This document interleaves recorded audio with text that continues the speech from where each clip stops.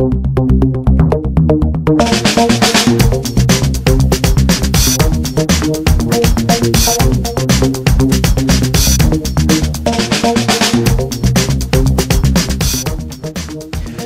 is the day Scotland finds out when it will decide its political future.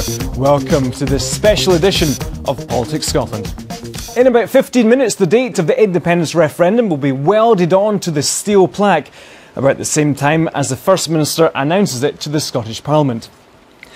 Alex Salmond will make a 15-minute ministerial statement to the Chamber, and as he sits down, the referendum bill will be published on the Scottish Parliament website. Well, our commentator for the afternoon, Glenn Campbell, has taken a seat in the booth under the rafters at Holyrood. Glenn.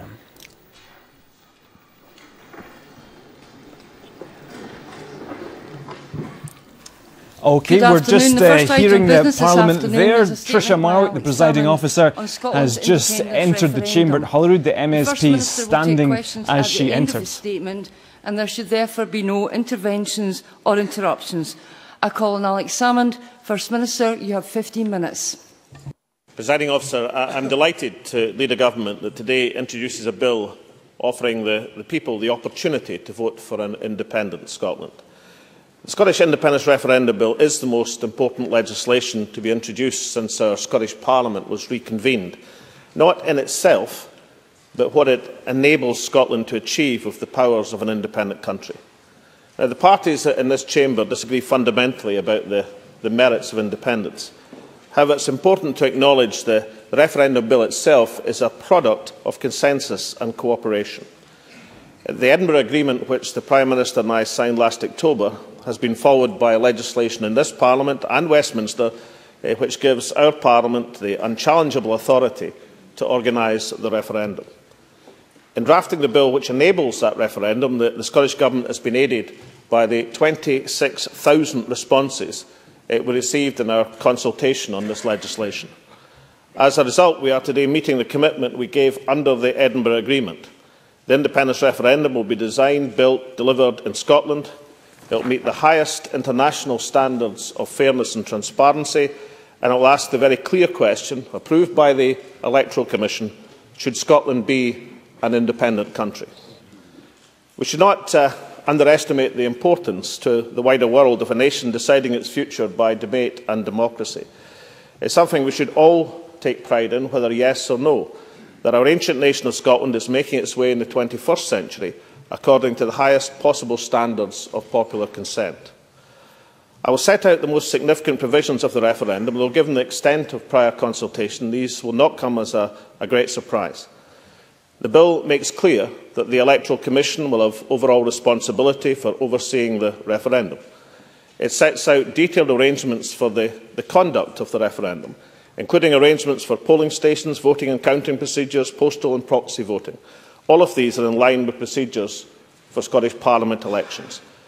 And it ensures that spending during the 16-week campaign period will obey the limits proposed by the Electoral Commission, just as both governments will abide by the strictures of the 4-week election period.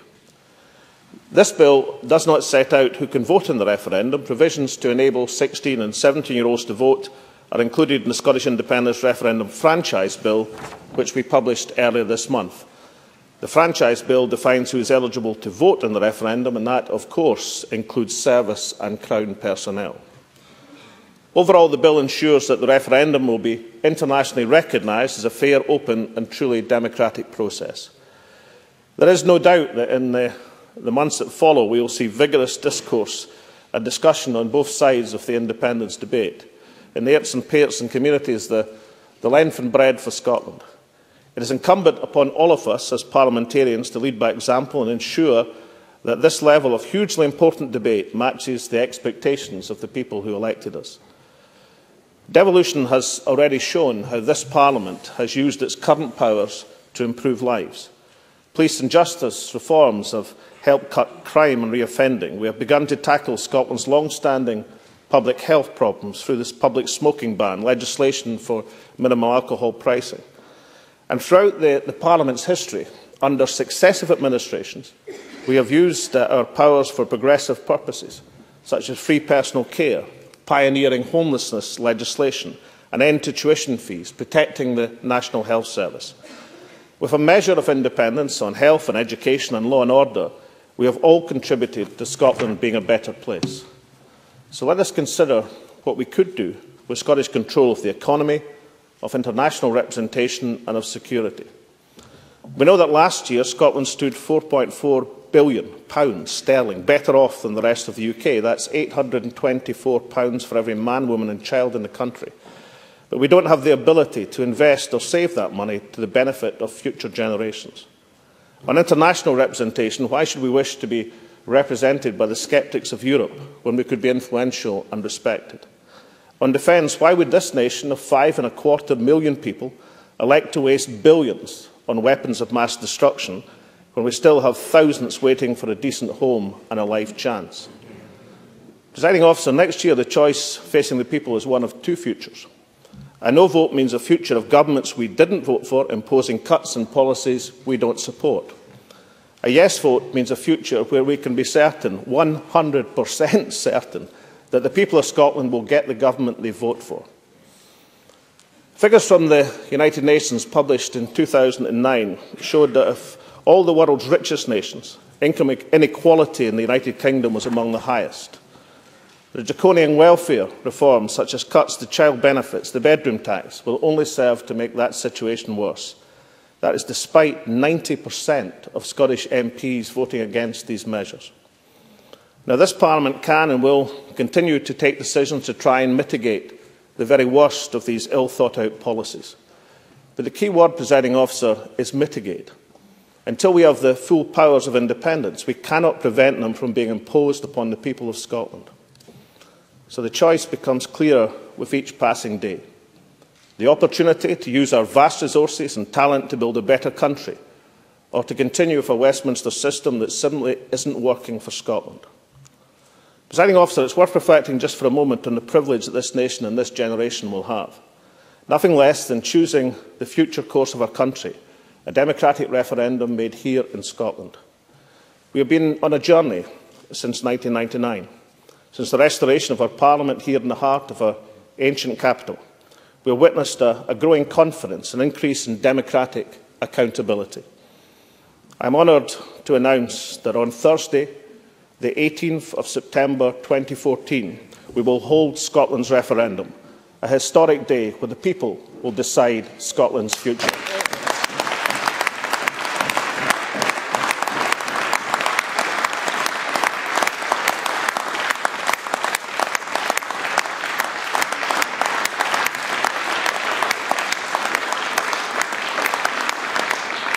That day, 547 days from now, is the day we take responsibility for our country, when we are able to speak with our own voice, choose our own direction and contribute in our own distinct way.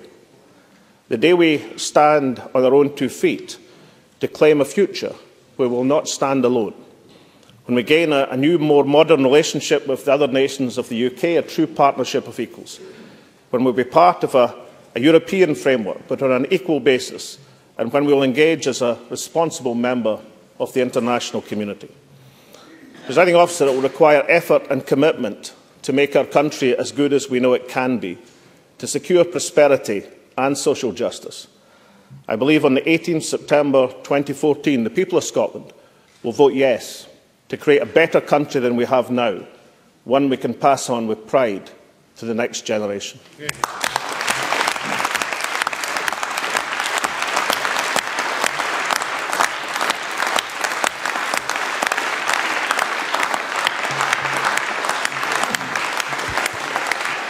The First Minister will now take questions on the issues raised in his statement.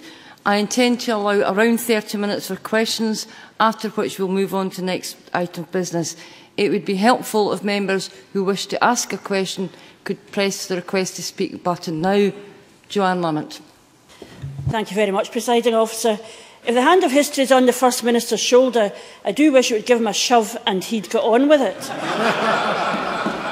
This is the man who got into power by playing down his belief in independence, and there will be many people who voted SNP but don't believe in independence who will breathe a sigh of relief like me, that the date when we can finish this constitutional debate once and for all and get on with dealing with the real issues and priorities of Scotland is now in sight. Until then, Scotland remains on pause. And what I do not understand is that if leaving the United Kingdom is the key to Scotland's prosperity, why he wants Scotland to languish for another year and a half before we get the chance to vote on it. The truth behind the delay is not that he's holding to a promise made to the electorate in a TV debate. The truth is, Alex Salmond knows if he held the referendum now, he wouldn't just lose it, he would be routed. All the self-aggrandisement of today isn't just a sign of the First Minister's usual pomposity. Making an occasion out of a delayed announcement is an attempt to con the people into believing that we have moved a step towards independence when we haven't. The truth is, I believe, we have moved a step down the road to cementing Scotland's place in the United Kingdom.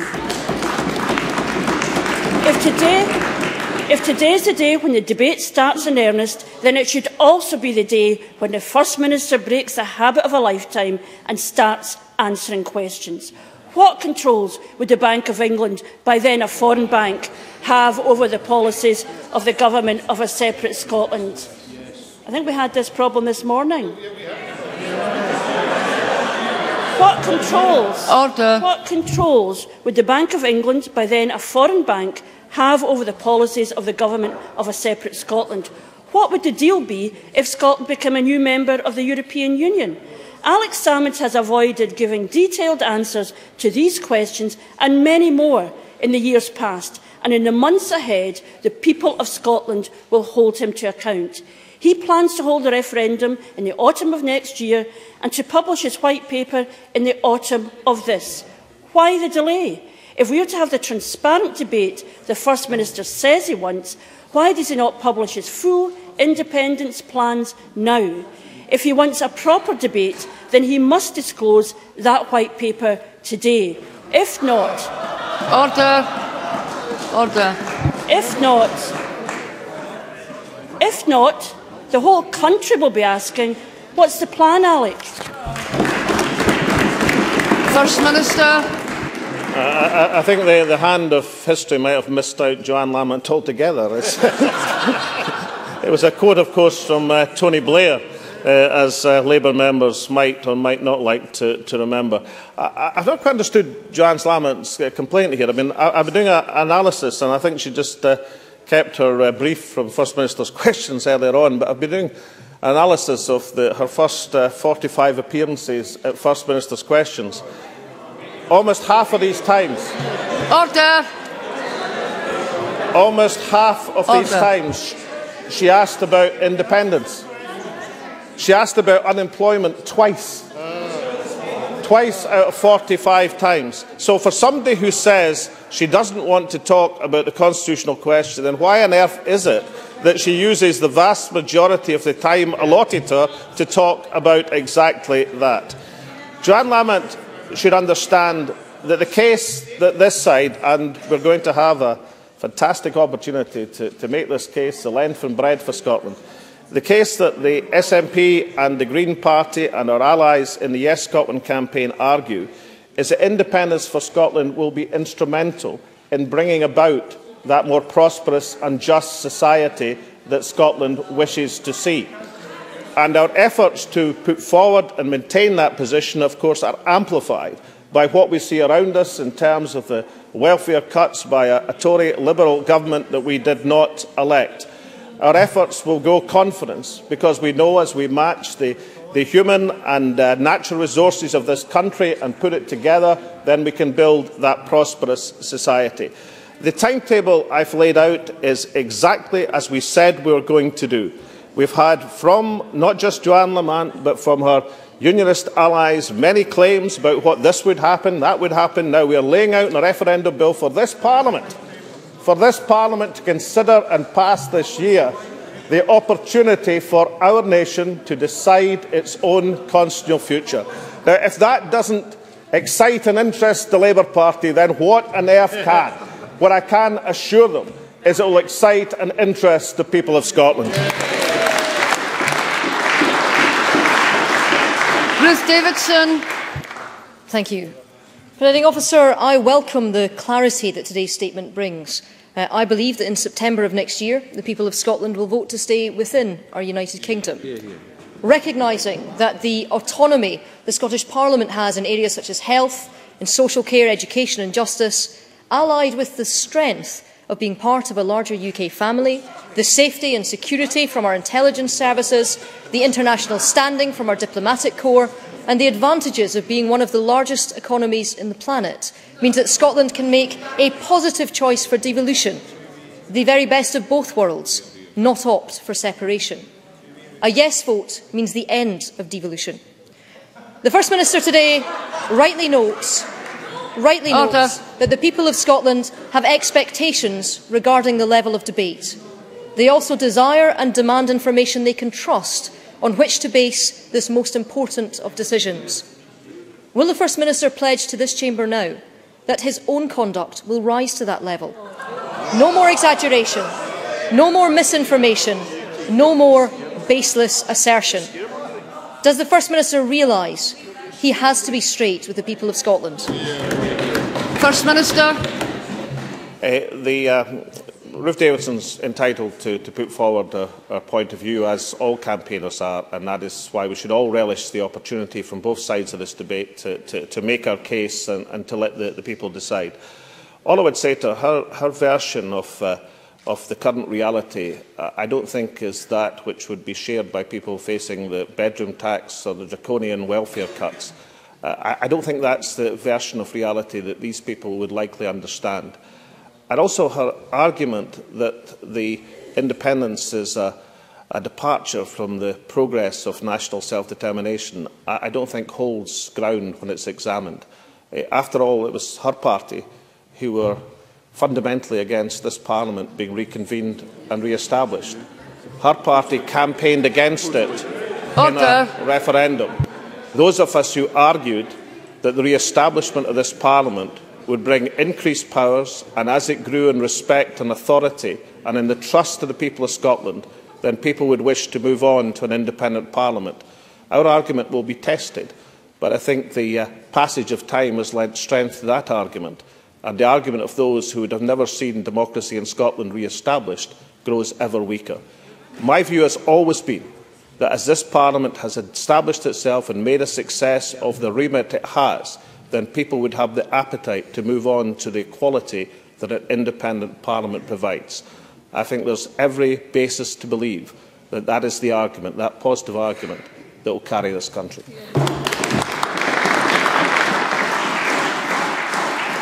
Willie Rennie, to be followed by Bruce Crawford.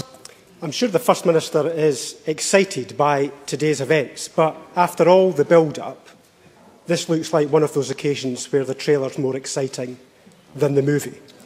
It's taken the First Minister almost 700 days to get the Cabinet to agree to the date of the referendum. Why on earth does he think it will take him less time to break up the country? And if he loses, will he join me and others to develop a new consensus for more powers for the Scottish Parliament in the UK? I favour home rule in the UK. Will he develop his proposals? First Minister. Well, like Ruth Davidson, his ally in Westminster Government at the present moment, the Willie Rennie is entitled to put forward his case, and I look forward to the debates and events in the campaign trail. It is true that the referendum gives people substantial notice of the time that the referendum date is going to be held. I think that's a good thing. I think we should take it through our parliamentary procedures. I think we should have that discussion and debate. I think we should follow the Gould recommendations of allowing 6 months between the passage of the bill and the event of an election or referendum. I think that's all to the good, and that's exactly what we should do. But Willie Rennie quite recently suggested that the 18 months that we had allowed for Scotland to establish its position as an independent country in Europe was, he put it, unrealistic. The only problem was, if I remember correctly, the professor from Cambridge, Professor Crawford, the expert appointed by the United Kingdom government, when asked that same question, described it as perfectly realistic. So I suspect when we examine timescales and we look at the arguments for and against in this referendum campaign, then we'll find it's the case for Scotland's progress and optimism as an independent country in this world which will carry sway. And Willie Rennie's arguments to dilute that power and authority and that democracy are the ones which will be found wanting. Bruce Crawford, to be followed by Patricia Ferguson. Thank you, Presiding Officer. I very much welcome the First Minister's statement today. We now know the day on which Scotland will decide to take her place as an equal member of the family of nations.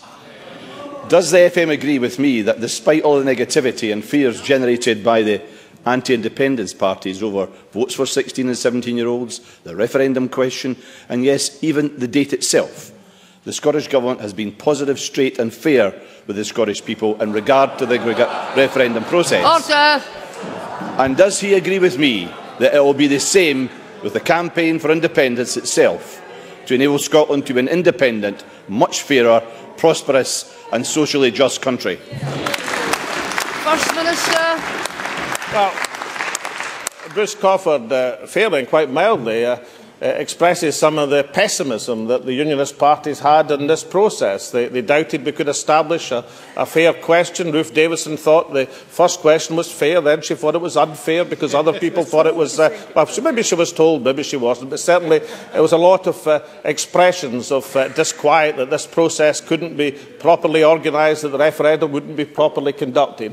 What we've had thus far is not a suggestion from the Unionist parties that this is other than a fair democratic test of the will of the people of Scotland. So perhaps we should take, even if their pessimism about Scotland's future is still there, even if the negativity with which they express their arguments, every time the issues are raised which any independent country in the world with half our natural and human resources would regard as a matter of course, all of that negativity will remain. But at least today, we haven't seen a question mark about the integrity, democracy of this process. That must surely represent progress, when even our Unionist opponents are now no longer questioning the integrity of a democratic decision.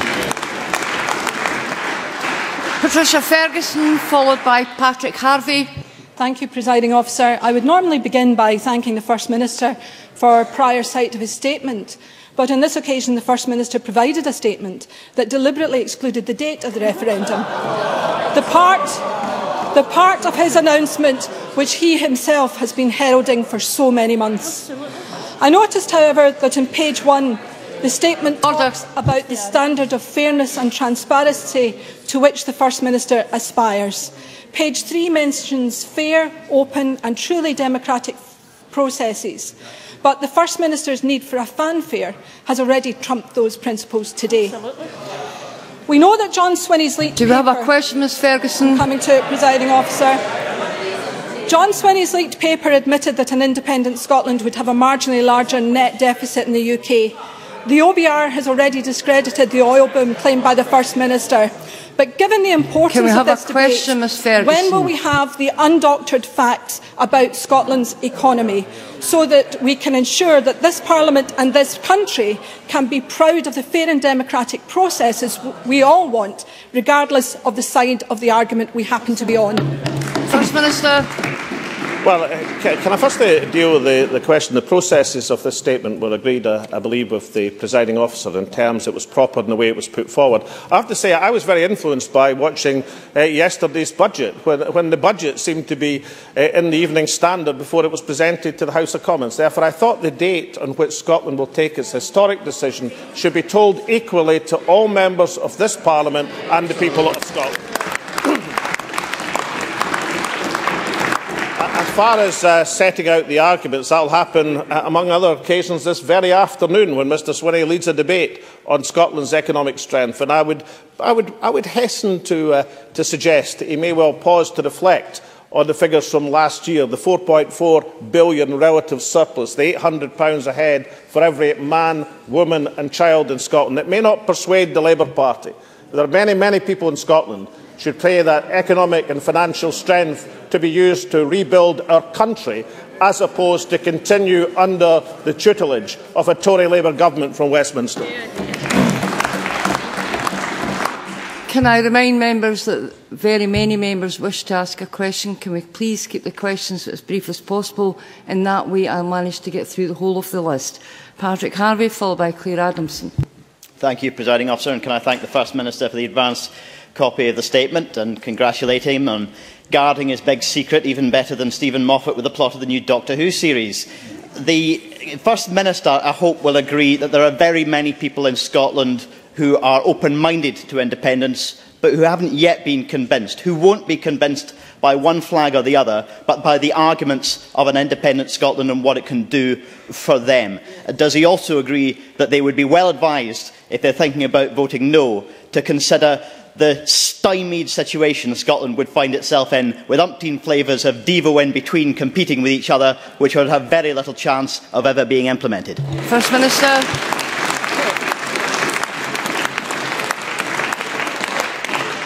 Well, I think Paddy Harvey is perfectly correct to point out that the clarity which the Unionist parties call for in the arguments for independence is not matched by the opaqueness of their own arguments for whatever alternative they intend or don't intend to put forward. I think the key to this campaign and these processes of establishing the Edinburgh Agreement, establishing the legislation, establishing the nature and conduct of the referendum are essential in terms of a democratic and accepted process, particularly the Section 30 of the Edinburgh Agreement on the acceptance by both governments of the result and the undertaking to act in the interest of the people of Scotland and the rest of the United Kingdom regardless of that result. These things were vitally important. But when it is into this campaign, then this argument will be won by the why of independence. It will be won by the prospect of a different future, of a just and economically prosperous society. That will be the motivation. And although it's true that pessimistic and negative arguments often get great sway in the columns of the press, that a negative argument will only win if it comes up against another negative argument. In that case, the most negative argument wins. If a negative argument comes up against a prosperous argument, an optimistic argument about the future, then the optimism and the case for optimism will prevail. Claire Adamson, followed by James Kelly. Thank you, Presiding Officer. As the mother of a 15-year-old who, following the passing of the Franchise Bill, will be able to take part in this momentous election and choose the future of his country, I welcome the statement. First Minister, however my son chooses to vote, my ambition for him and for all Scotland's young people is that they are fully informed and confident in their choice. Can I ask the First Minister how the Scottish Government will engage with schools and colleges and ensure our young people are informed, register to vote and fully engage in this decision that will decide the future of their nation? First Minister.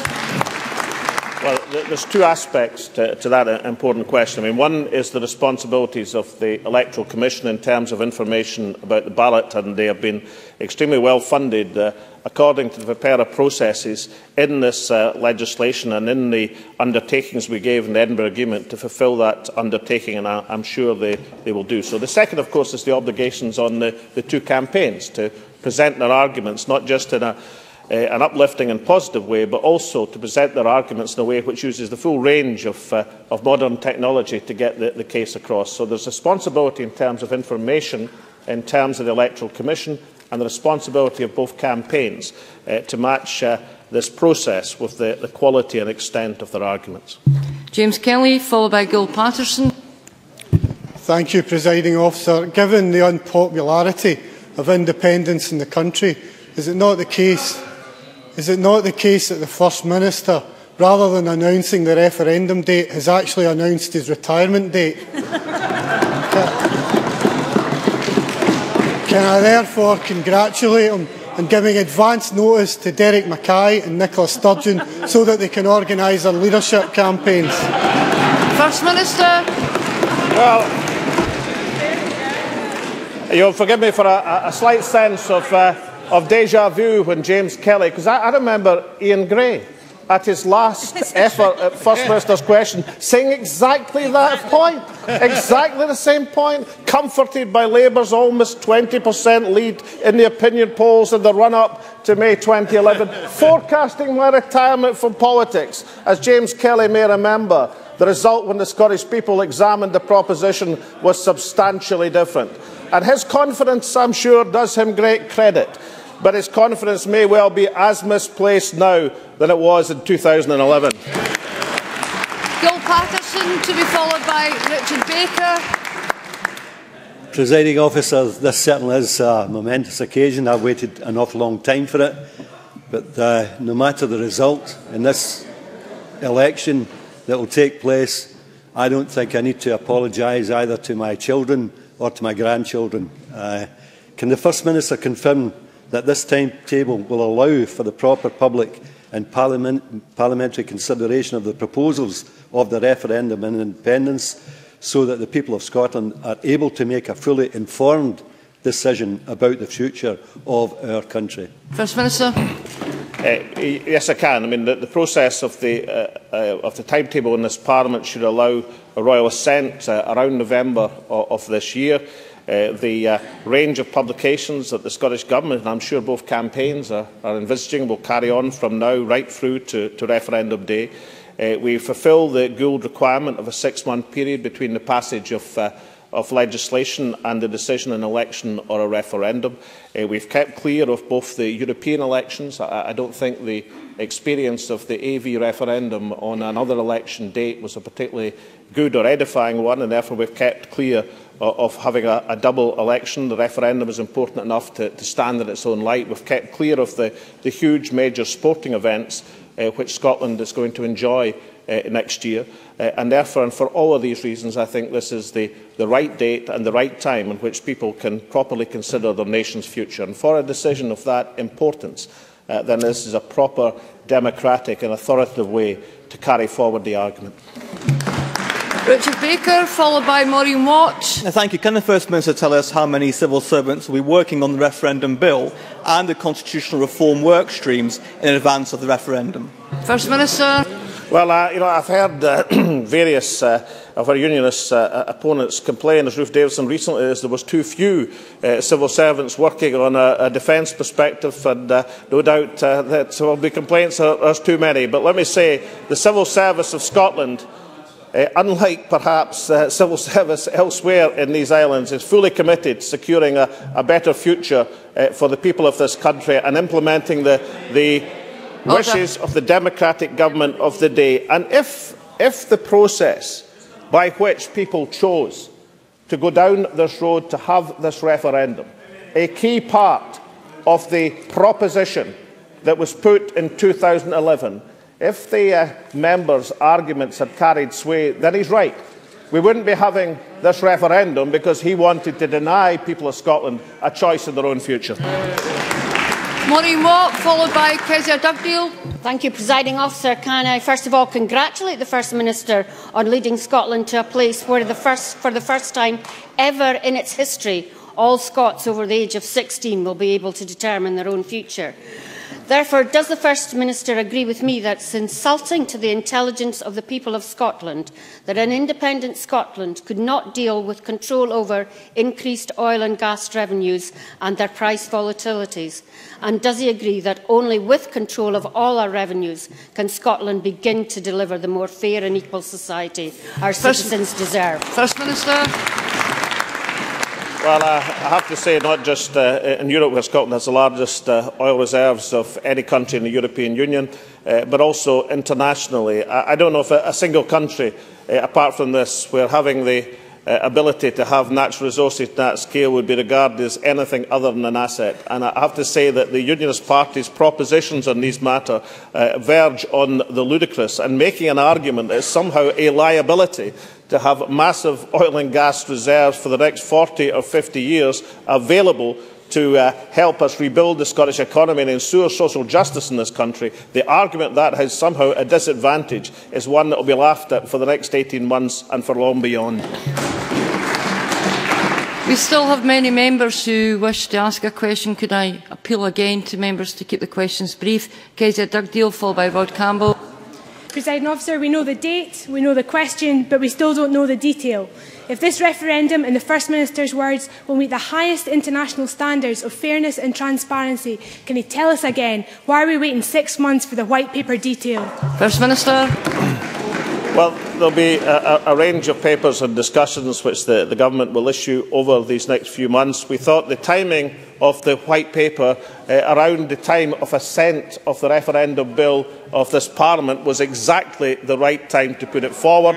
That white paper will be published the best part of a year before the referendum day. That will give ample opportunity for debate and discussion, more opportunity in fact than in any referendum I can think of internationally. So the last thing we're going to be devoid of is either explanation, publications or democratic debate. Could it just be that the anxiety of the Labour Party is not that they're worried that information is going to be too little. They're worried that the information that's provided and the debate and the quality of it is one which will overwhelm their negativity and those of their Tory allies.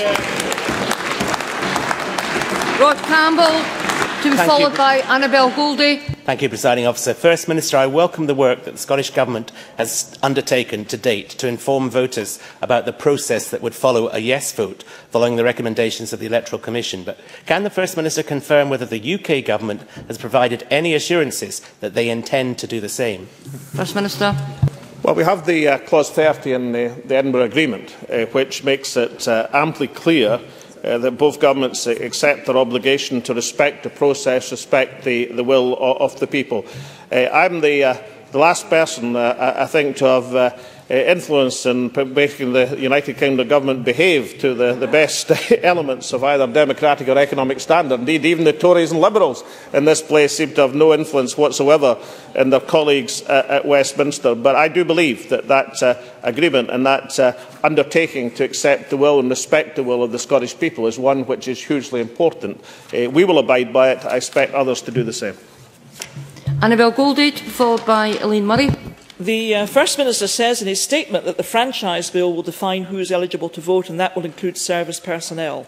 Can I ask the First Minister how he will ensure that the men and women from Scotland in our United Kingdom armed forces and their families, if based in other parts of the UK or overseas, will not only be entered in the register of voters, but also given every facility to cast their votes? First Minister. That is absolutely the case, and the service election, and I can place on into the record, into Spice, the options that people have in the service election is a comprehensive ability of service personnel serving overseas or indeed elsewhere in these islands to elect to vote in a Scottish constituency. That is something that exists for service personnel, absolutely rightly, incidentally, because it exists because they are not determining what the location is. They go where the Crown orders them to go. That's absolutely right. It's built in to the bill that's already been published. I can make it available in Spice for Annabel Goldie's estimation, but I do deprecate those outside this chamber who have tried to question that or to undermine it. It is there within the legislation and will be absolutely respected so that our service people have that entitlement. Elaine Murray, followed by Chick Brodie. Thank you, Presiding Officer. Presiding Officer, on the 18th of September 2014, the sun will set around 7:20. The First Minister has kept Scotland in the dark about the date of the referendum. On the 18/11/14, many Scots may have to go to vote in the dark. So, in view of the darker nights and vagaries of the Scottish weather, will the First Minister explain what actions is actually important in terms of people exercising their right to vote, I was Ewing? Will the First Minister explain what actions he and his government will take to ensure that every eligible voter who wishes to cast their vote finds it easy and straightforward to do so? First Minister. I don't know if Elaine Murray was listening. The date is Thursday, the 18th September 2014. I've never heard it suggested hitherto that is somehow too late in the year to have an election or a referendum. But I'll probably light a candle for Elaine Murray to shine upon her darkness. But it gives ample time and opportunity to hear the arguments and for the people to decide. And I don't seriously think when Elaine Murray's got time to think about it, she'll think that's anything other than a very reasonable date timescale for the choice that the people will make. Chick Brodie, to be followed by John Pett. Thank you, Presiding Officer. I too welcome the First Minister's statement on the referendum bill today. Throughout our history, Scotland has contributed greatly to the international community in terms of innovation, education and welfare. Does the First Minister agree with me that independence offers us the opportunity to assume our rightful place in the world? And can he outline what some of the expected international implications and benefits of our independence will be? First Minister. Yes, I believe all of these things. And if I could just take the opportunity, I'm just reminded that the date for next year is only actually a week later than the date of the devolution referendum of 1997, which seemed to meet with everybody's assent as being a reasonable time of year to have such a referendum. Thank goodness we had that referendum, established this Parliament, and, as is rightly said, now have the opportunity to complete that process and have an independent country. John Pentland, followed by Margaret MacDonald. In the interests of unredacted fairness and transparency, will the First Minister agree to have a public, live debate with Alistair Darling as leader of the BetterTogether when we get to see the far too long-awaited white paper in November to help the Scottish people in all layers and pairs to make an informed decision about the future of Scotland? So, First Minister, will you agree, or are you just a big fearty? First Minister. Order. Understand when Alistair Darling was dodging the welfare vote in the House of Commons to argue for the BetterTogether campaign, that he's also been dodging debating with Blair Jenkins, the leader of the Yes campaign.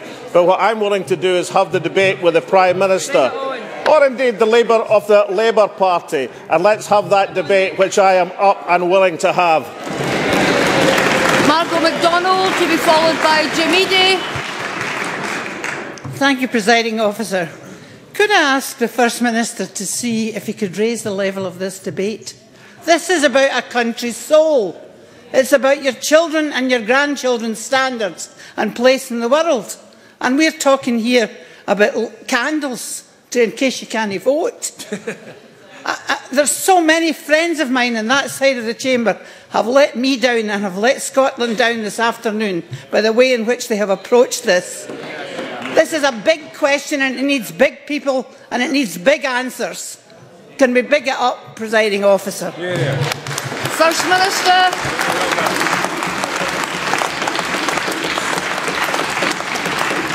First Minister. Order. Not for the first time, and certainly not for the last time. I agree with Margaret MacDonald. Jim Eadie.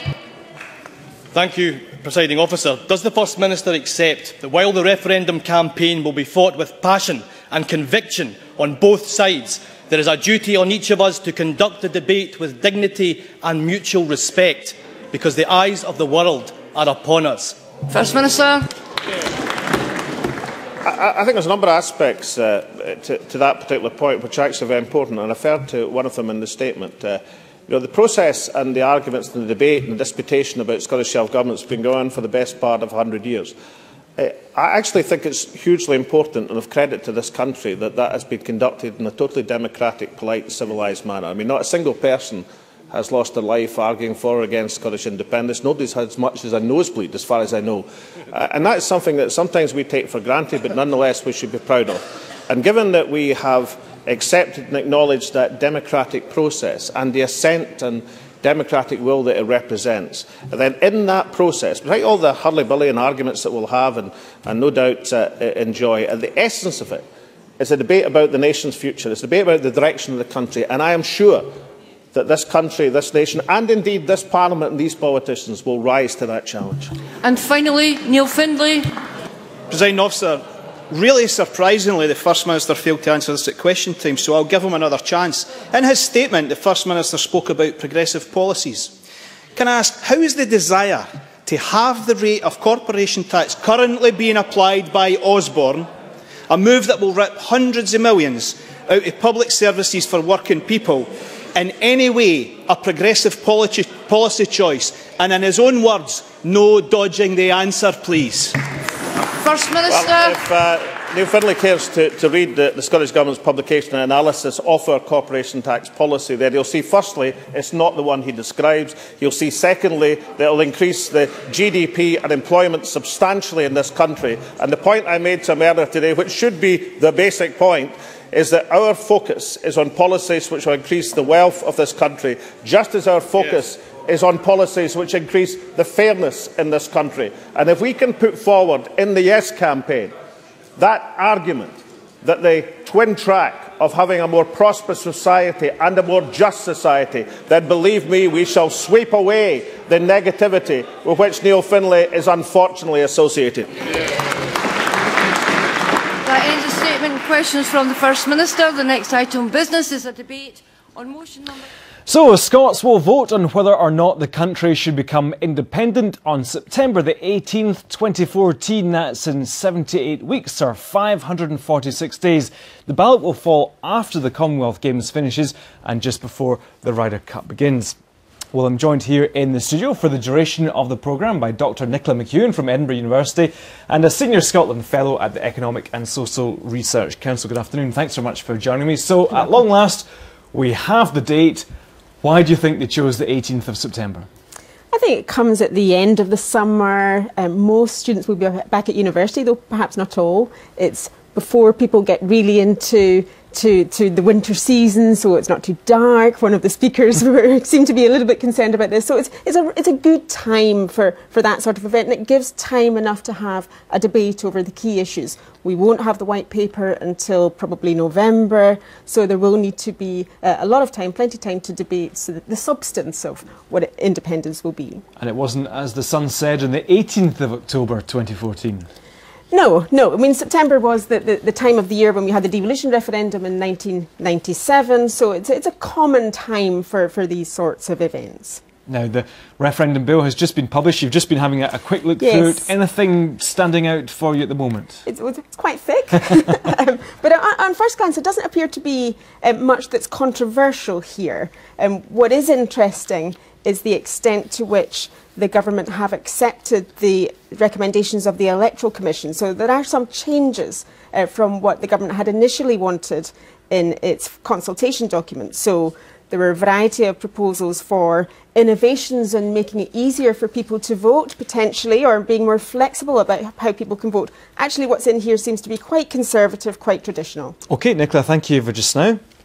So our political editor, Brian Taylor, has been watching the proceedings and joins us now from Holyrood. Good afternoon, Brian. We've just been discussing that date. What do you make of it? I think one, perhaps, advantage for the proponents of independence would be that it comes at a point that comes just ahead of the customary period for UK party conferences. I think one concern would have been that they would be worried about perhaps a slew of publicity coming at each of the UK party conferences, which of course would be taking a contrary position to independence. I agree with Nicola about the timing. It matches the timing of the devolution referendum in '97 and comes before the dark nights come in too much. I think also that it comes at the close of a summer in which the Commonwealth Games will have been held in Glasgow, and I guess that Alex Salmond calculates and hopes that there might be a bit of a bounce towards Scotland from that.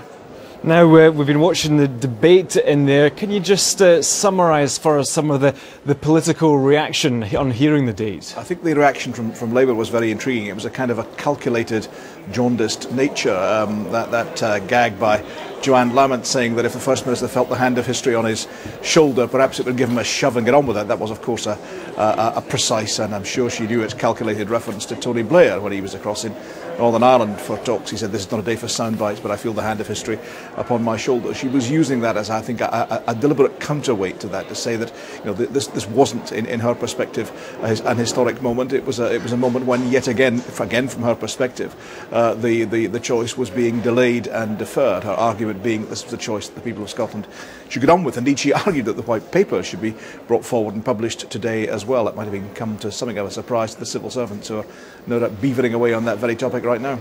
Now, the civil servants have been busy beavering away on the actual referendum bill, a pretty thick document that's just been published. Nicola was looking through it. You won't really have had a chance to see much of it, but anything there that you think might stand out? No, I think it, to some extent, of course, it will be scrutinised line by line. It's entirely right here in Parliament by the same committee, incidentally, as are working upon the franchise bill, the bill to allow 16 and 17-year-olds to vote. They'll go through it line by line. They'll look at everything. They will take evidence. They will hear views and take advice. But, you know, I think the big process issues are actually settled. We now have the date. I don't see anyone attempting to dissent from that. We already knew the question as proposed by the Electoral Commission. We had a deal on campaign finance. The big process issues, I think they have yet to be channeled through Parliament here, but I think they are in practice settled. And of course we had the even bigger settlement prior to that, which was the fact of holding it on the arrangement led by Holyrood and holding it as a single question. That came out of the Edinburgh Agreement. I think it is very, very much now on with the referendum campaign itself. Just the small matters of the campaign and the people of Scotland making their decision.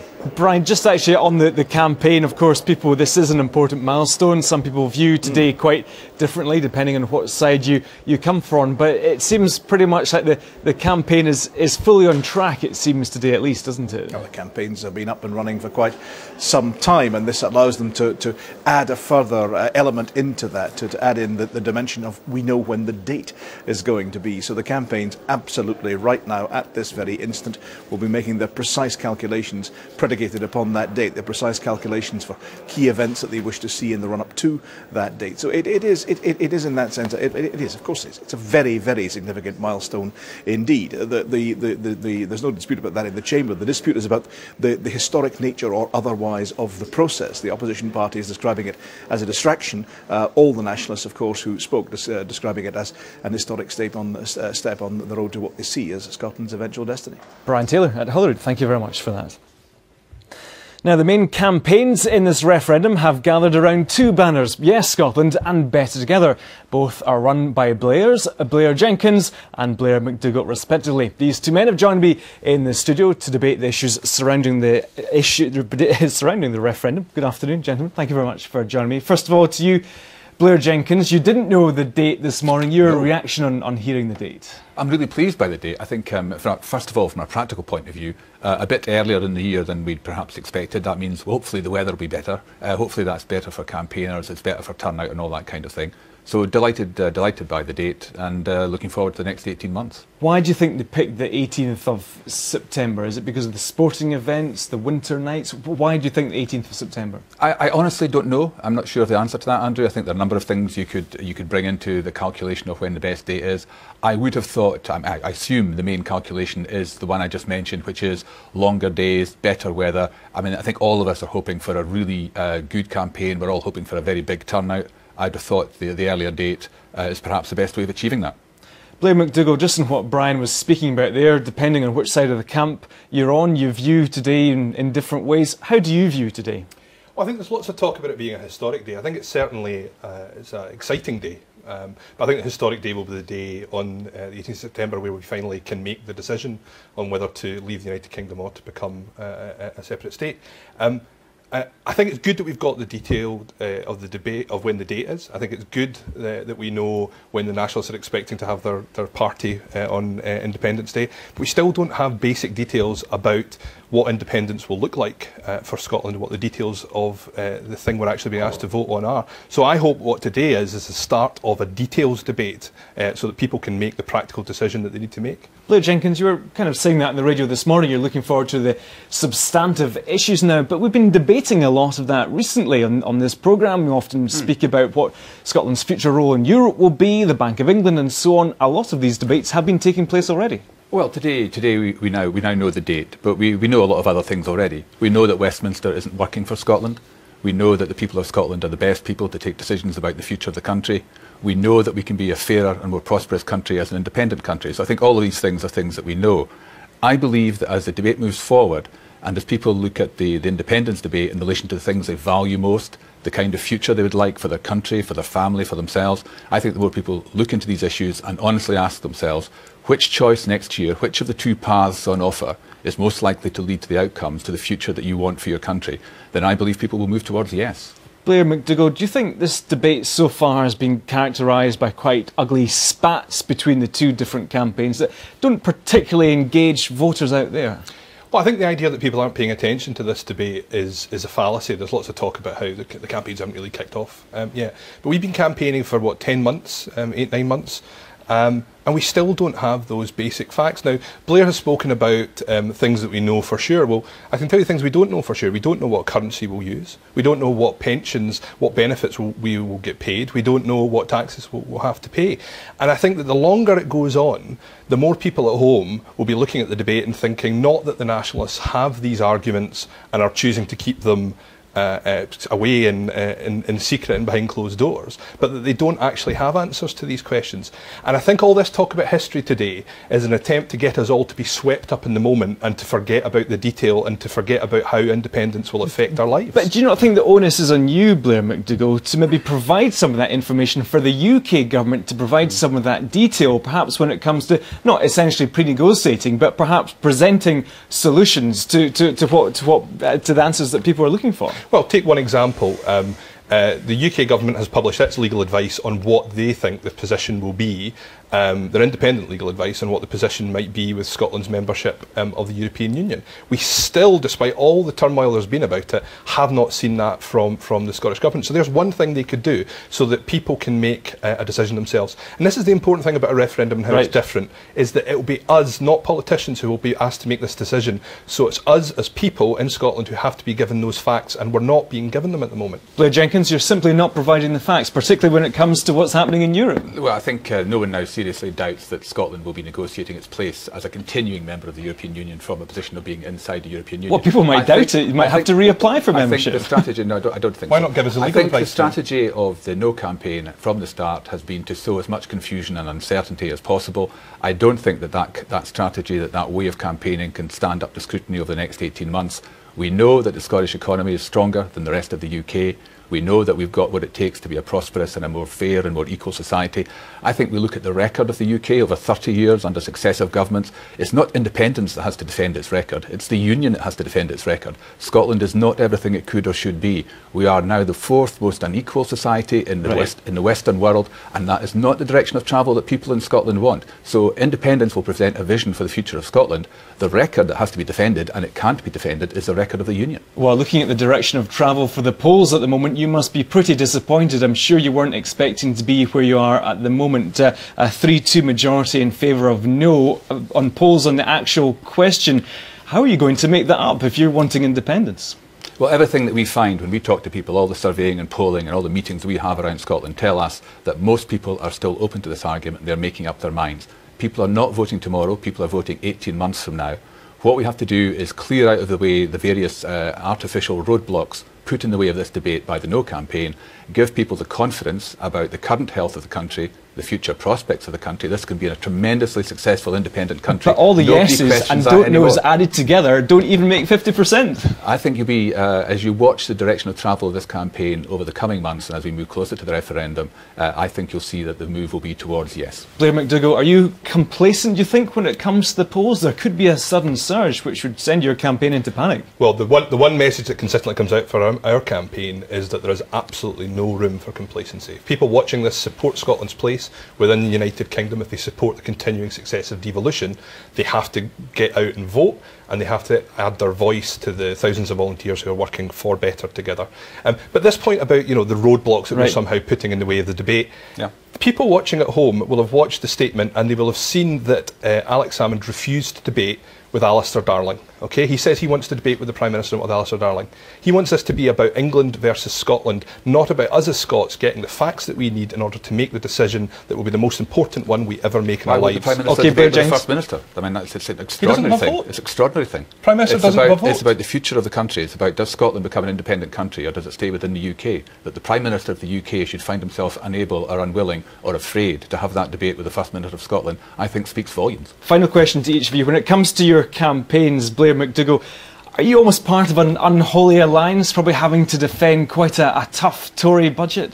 Well, I'm a Labour Party member. I'll go back after this election to campaigning for the Labour Party, so I wouldn't seek to particularly defend the UK government. I would seek to change it after this referendum. But that's the point, is that a government will be for a few years, independence will be forever. In the next few days, you'll see us stepping up our campaign, reaching out to hundreds of thousands of voters tomorrow morning in particular, and we'll be taking that message that we are stronger when we work together to every part of Scotland. And Blair Jenkins, what about you? Are you in an unholy alliance when it comes to Yes as well? Patrick Harvey, the First Minister, had a slightly awkward discussion at First Minister's questions today. Does it seem quite like they're singing from the same hymn sheet? I think any distinctions or differences between the very broad spectrum opinion that makes up Yes Scotland, these are as nothing compared to the outright enmity and hostility between the different elements of the No campaign.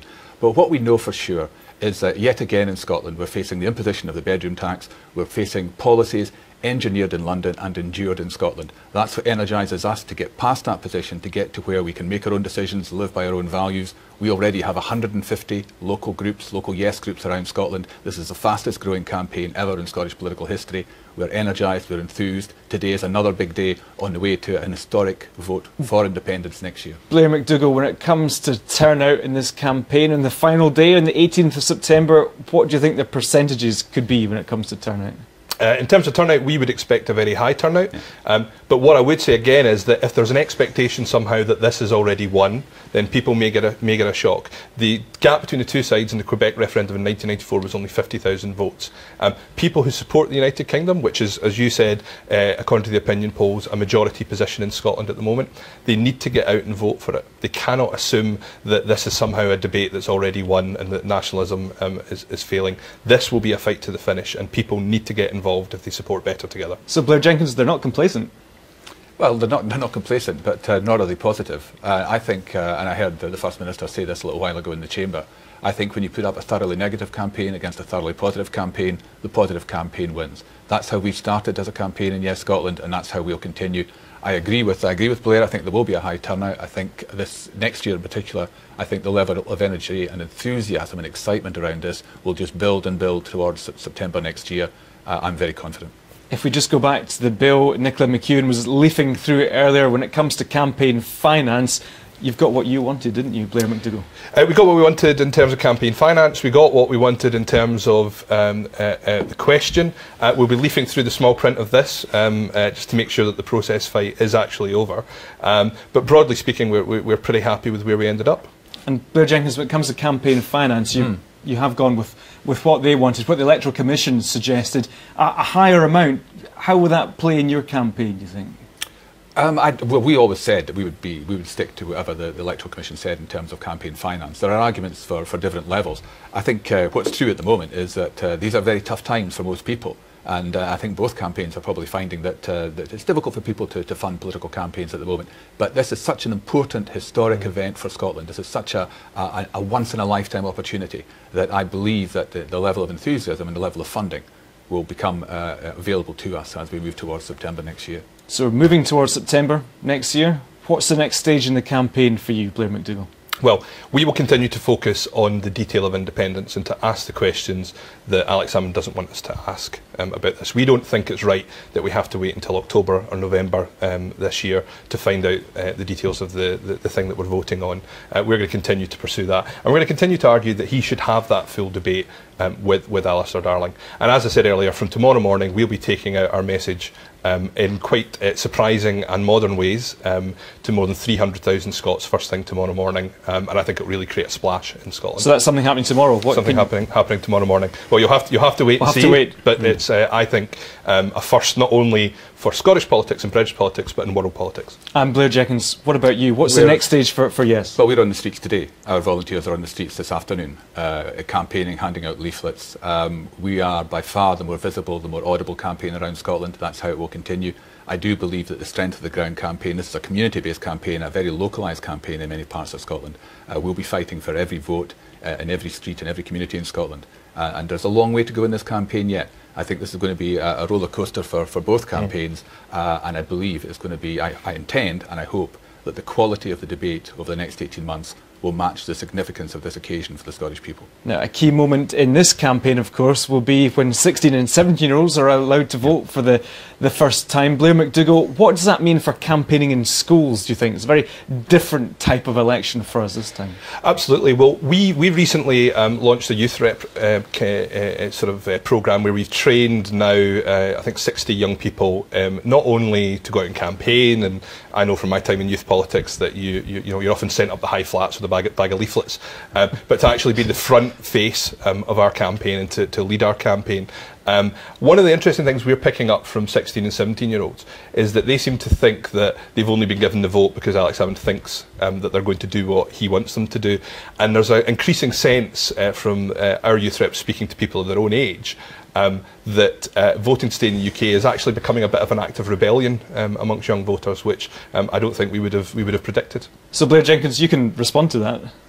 A recent poll suggested almost 60% of young voters were going to vote in favour of independence. I don't know how accurate that is at this stage. I know from our own volunteers and from the turnout at our own meetings that there's a very high level of engagement and enthusiasm from first-time voters, from young voters. So I think it's a very important part of the electorate. But this is an election it's a referendum for people of all ages in Scotland and for all parts of the country. So I don't think you should focus too heavily on the first-time voters. A very significant part of it, but this is one for all the generations. And I think everyone, as they go forward from this historic referendum next year, will want to be able to say in future that they played their part positively in this historic moment for our country. But I think where young voters are more significant in this election, in this referendum, than in others, is that when we vote for independence, it will be forever. So it won't just affect our generations, it'll affect younger people and their opportunities, and actually the opportunities that their children have. So I think this whole referendum will be viewed through the prism of the young voters whose future we're going to be deciding. Yes, quick response, very quick response. I'm very glad Blair thinks we're going to be voting for independence. That's excellent. Gentlemen, Blair McDougall, Blair Jenkins, thank you both very much. Very interesting to speak to you. Thank you. Now, fresh from the debate in the Chamber, I'm joined by the Deputy First Minister, Nicola Sturgeon, who looks after constitutional issues for the Scottish Government. Ms Sturgeon is in the Garden Lobby at Holyrood. Ms Sturgeon, thank you very much for joining me. Good afternoon to you. Hello. A very historic day, depending on which side of the political divide you come from, but I suppose for you, yourself, personally, it must be an historic day. I think it's a historic day, regardless of what side of this debate you're on, whether you're yes, no, or yet to make up your mind. This is a momentous occasion. This is a big debate with a big decision at the end of it, and I think all of us should rise to that challenge. For me, it's a relief. I'm not one of life's natural secret keepers, so I'm glad the date's out there now, and I no longer have to worry about accidentally blurting it out. And but it is a very special day. So when was this date actually decided? Can you give us a bit of background information about when this might have been decided? No, obviously there's been discussion and deliberation, all options have been looked at, and we came to a decision. And the important thing is when the decision was announced, and it was announced as it should have been to the Scottish Parliament this afternoon. But it kicks off the campaign proper, and that is what is really momentous, because over the next 18 months or so we now have the opportunity, whatever side of the debate we're on, to lay out what it is we want for Scotland and then examine really carefully what the best way of getting that kind of country is. I want Scotland to be independent because I believe it's the best way to deliver the more prosperous, fairer country that I desperately want Scotland to be for this generation and generations to come. And I thought Margot MacDonald probably summed it up best. We've all got to rise to that. Let's make sure that we argue our case positively, because we owe that to the people of Scotland over the months to come. I do want to get on to the more substantive points, but just still on the date, just why did you pick the 18th? What were your considerations about sporting events, the weather and so on? It'd just be interesting to hear that. Well, October is a month where I think 3 weeks out of October are taken up with school holidays in one part of the country or another, and I think it was important that we didn't have the referendum when any part of the country was in the middle of the October school holidays, because people might have been away or otherwise occupied. So I think it was important that we didn't do that. We wanted to have the referendum before the clocks changed and we went into the darker nights, because I think it's important that people get to vote in the longer lighter nights. So all of that took us to September. I think September's a great month, and I think the people of Scotland, as we go through the next few months, will increasingly look forward to that day in September, the 18th of September 2014, when we can take our future into our own hands. So on that substantive point about the campaigns, we've been seeing the campaigns in pretty much full swing for a good long time now. How do you think that with the date of the announcement, how does that change your perception and the public's perception of the campaigns going forward? Well, it changes it in the sense that it focuses the minds. People know when the day of the referendum will be, but from the perspective of the Yes campaign, the task remains the same. Over the next few months, we'll continue to lay out the case for independence. We'll lay out the arguments around the how of independence, the very practical issues about how we get from where we are right now to being an independent country, and we'll lay out the vision for independence. In other words, the arguments about why Scotland should be independent, to take our future into our own hands, to make sure that we always get the governments we vote for, to take power over welfare, for example, so that we no longer have to put up with policies that right now are penalising some of the most vulnerable people in our country. In the autumn of this year, we will publish the white paper, the prospectus for independence, which will lay out that case in its entirety, and then as we go into next year, we'll be campaigning in the communities, in the streets, on every doorstep, workplace, community around the country, taking that very positive message about Scotland's future as an independent nation to every single voter across the land. Why was the date kept hidden for so long, and why can't we have the referendum this September? Well, you know, as you will recall, the Scottish Government was elected almost 2 years ago now, saying that we would have a referendum in the latter part of 2014. So it might be quite novel, but it's about keeping an election promise. Other parties might find that a bit difficult to understand. But it's also the case that we have been preparing the legislation for the independence referendum. We had to negotiate and conclude the Edinburgh Agreement with the UK Government. We're not just announcing the date today, we are publishing the bill that will look at all of the different aspects of the governance of the referendum. So this is the right time to make this announcement, because it's the day we're publishing that bill, and I think September 2014 is the right time to have the referendum, and it was absolutely the right thing to do to make the announcement in Parliament first. Nicola Sturgeon, Deputy First Minister, thank you very much for joining me. Now, Dr Nicola McEwen is still with me here in the studio. Nicola, have you come back in to join us? We're speaking to the two Blairs there, of course, from the Yes and No campaigns, and Nicola Sturgeon there. It seems quite clear, though, they're determined that the timescale is correct. And we were speaking earlier about Joanne Lamont saying it should be a little earlier, but Nicola Sturgeon there was quite clear about why it's being held just now.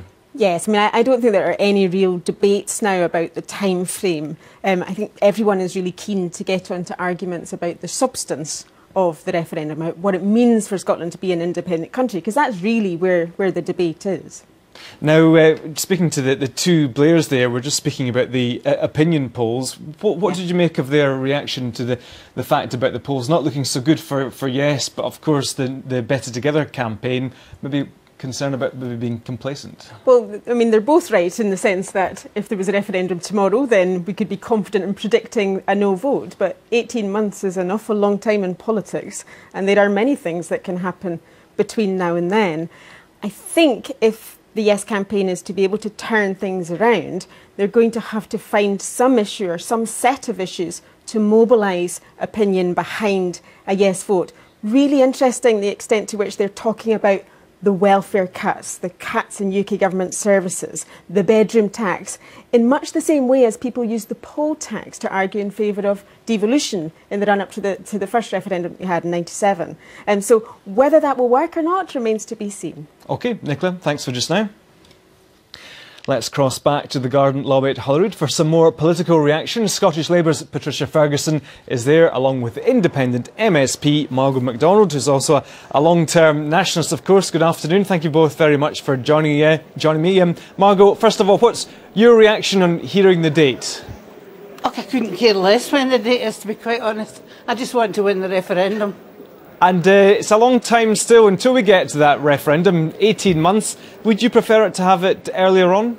If you saw any of the campaigns mounted to change public opinion, to win a market share, if you saw that from one of the big companies, you would expect it to last for at least a year.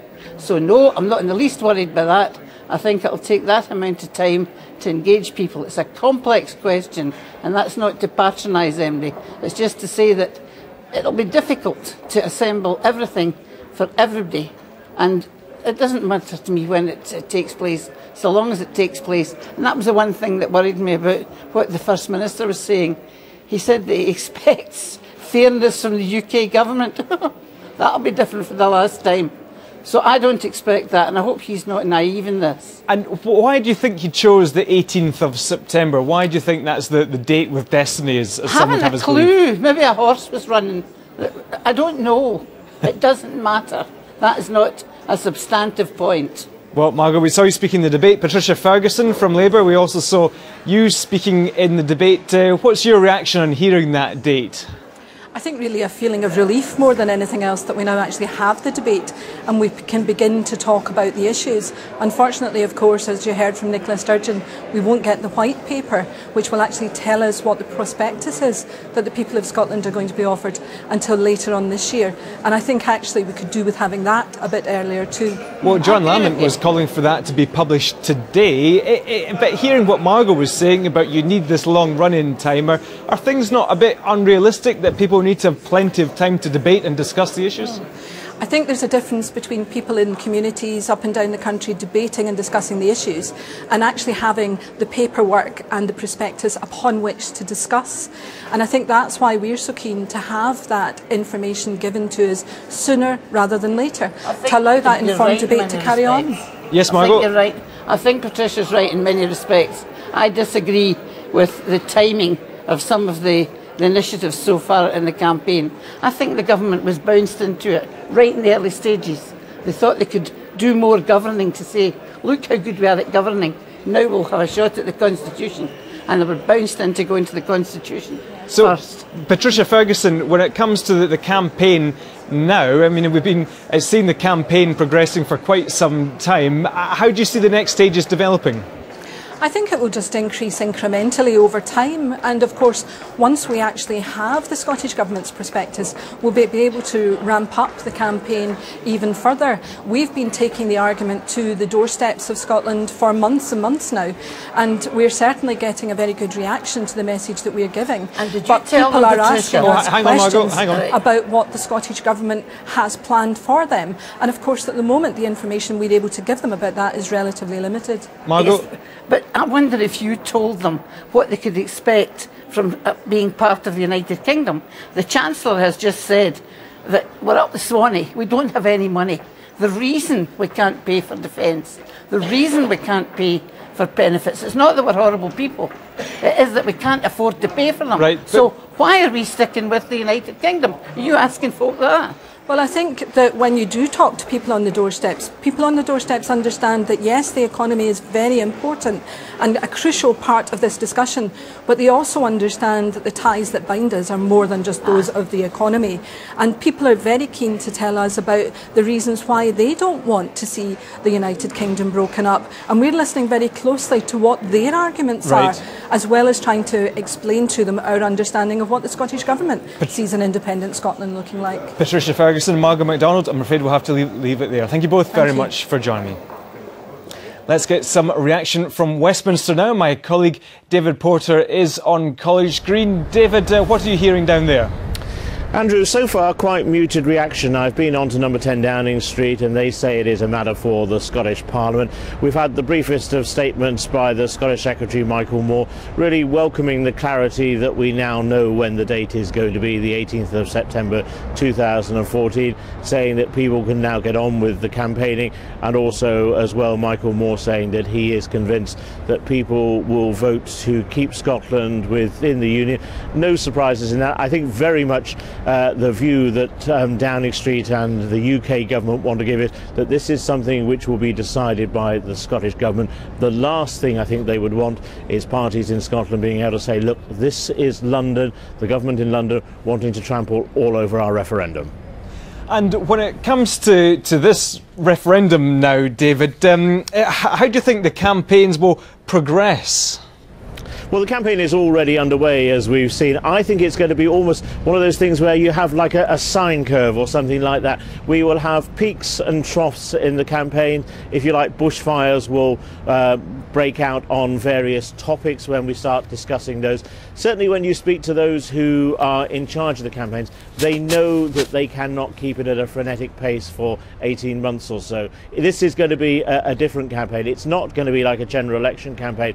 Perhaps in some ways it's going to be more like an American presidential campaign because it goes on for such a long time. We now know that we've got the date of the referendum, and we now know that basically after the European elections in 2014 they now have 16 clear weeks basically until they come to the referendum date. It is interesting, I think, as well why that date has been chosen. I'm not saying that this is the overwhelming reason why it's been chosen, but also by going for the 18th of September 2014 they avoid the UK party political conferences. They will start the weekend after. If they had gone for a later date, you could well have had 3 weeks of unionist supported parties at their party conferences saying why they thought independence was a bad reason. So I'm not saying that that is the key determinant, but I think it was certainly put into the equations when the date was chosen. OK, David Porter at Westminster, thank you very much for that.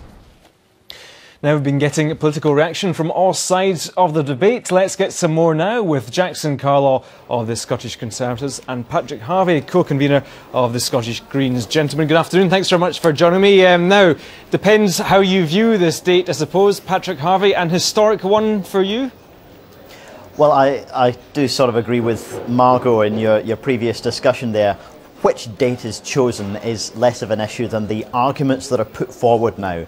I believe that there are very many people out there who are open-minded to independence but not yet convinced, and I think they're going to be convinced not by the flag waving on either side but by a vision of a better, fairer, more equal society. And if those people want to have a Scottish approach to welfare, for example, a Scottish approach to many of the currently reserved powers at Westminster, it's clear that a yes vote is the only way to do it. The next UK Parliament is going to be stymied by a debate on a European referendum, so the prospect of further devolution, some other variant of home rule, is going to be off the table for years to come unless we vote yes in 2014.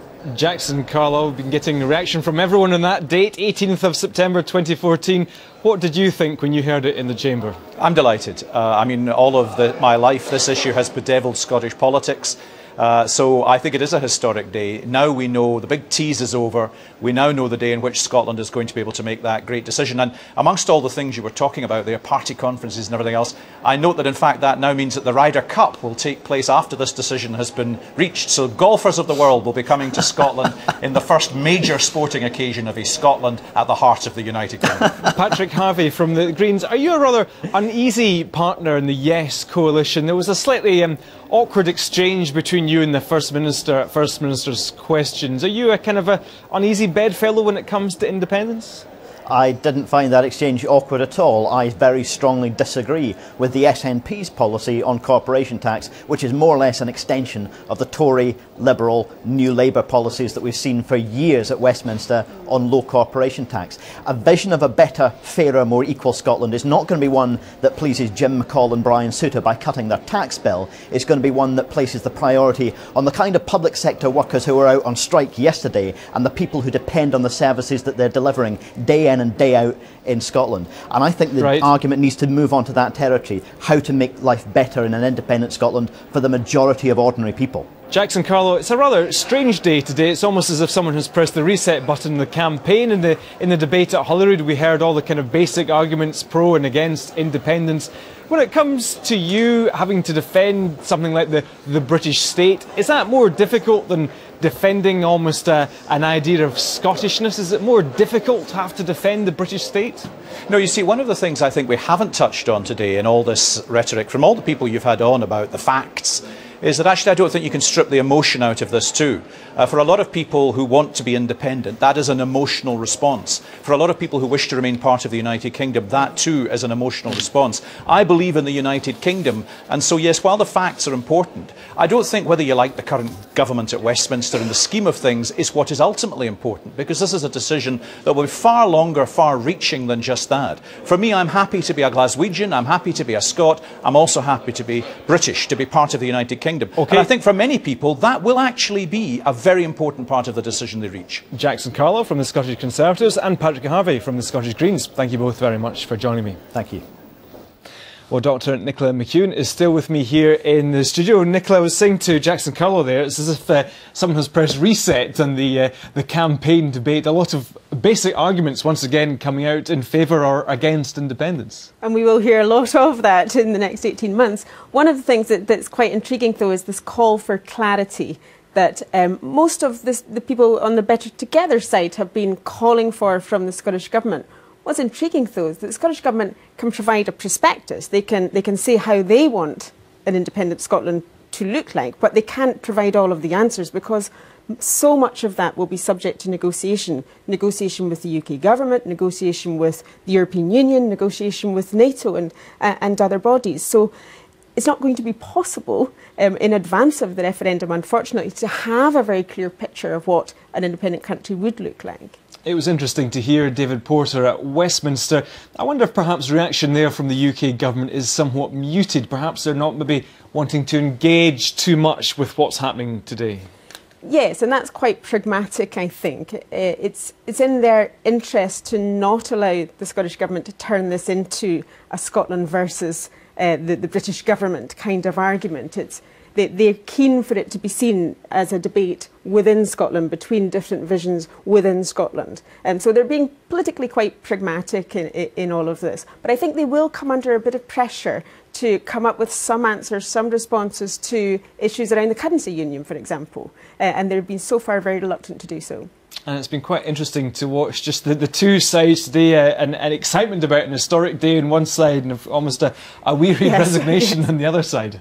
Yes, I mean, there were some interesting things in the exchange in the Chamber, though, around the other potential constitutional options short of independence. There were some interesting contrasts in what Joanne Lamont said and what Willie Rennie said, where Ms Lamont talked about the referendum date means that we'll be done with this constitutional debate once and for all.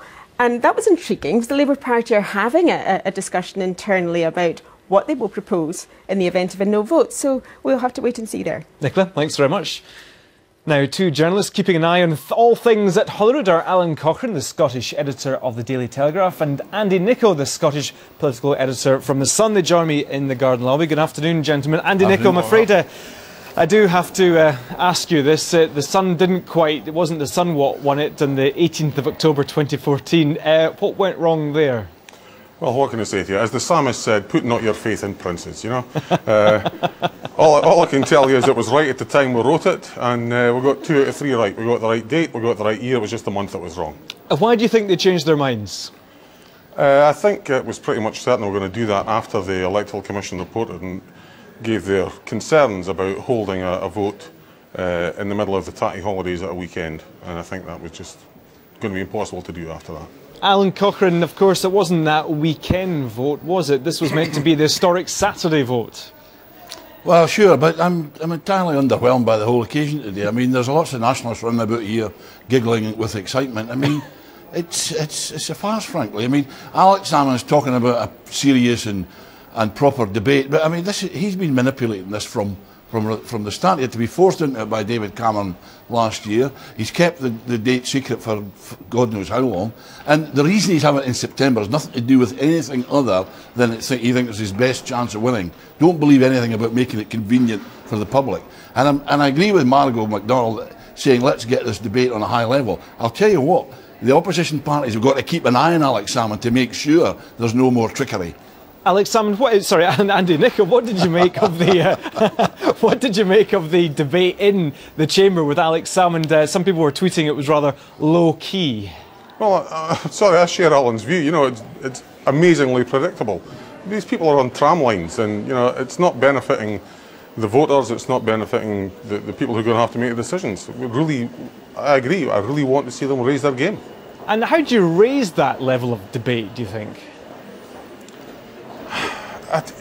Jackson Carl earlier on made it perfectly clear. This is an emotional thing. We've got two sides who are shouting out numbers at each other, shooting down each other's numbers, just talking mince at each other. It will end up eventually in an appeal to the heart over the head. Absolutely. I just can't see any way out of that. No, this will be decided in here, not in my back pocket. Well, I haven't got any money there anyway. By the way, Alex Salmond said I'm 800 quid better off. I'd be better off than independence. I'm going to my bank this afternoon to see if that 800 quid's in there. Well, Alan Cochrane, just one final point. When we were talking to Blair McDougall, we said that the UK government aren't pre-negotiating. If the UK government made it a bit clearer about some things that they were willing to... Do you think they could do that? Would get a clearer debate? No, why would they do that? They spent a year knocking off that daft other question about extra powers. There's no point in giving Alex his consolation prize now. There will be talks about extra powers after the vote, not before it. And Andy Nicol, when it comes to the final vote on September the 18th, before we get to the result, what do you think the turnout might be? I think the turnout might be surprisingly high, but I don't think, from judging the polls at the minute, I don't see things are going to move very much. Alan's confident that promises of jam tomorrow will satisfy people who want... No, I'm not giving them jam. But you reckon there will be jam tomorrow? I don't want any more jam. Anyway, I'm from Dundee, it's marmalade. So we'll wait and see whether the voters will be satisfied with promises of jam tomorrow. It's getting almost surreal. Alan, just a quick turnout from you. What do you think the turnout will be? Well, I hope it's a big one. And in fact, the best statement today from anyone is from James Kelly, the Labour MSP, who says September the 19th is Alex Salmond's retirement day. OK, Alan Cochrane, Andy Nicol, thank you very much. That's it from this special edition of Politics Scotland. Do join me for live coverage of the SNP conference on Saturday afternoon on BBC 2 Scotland. In the meantime, here are some images of the day. Bye-bye for now. I'm honoured to announce that on Thursday, the 18th of September 2014, we will hold Scotland's referendum, a historic day where the people will decide Scotland's future.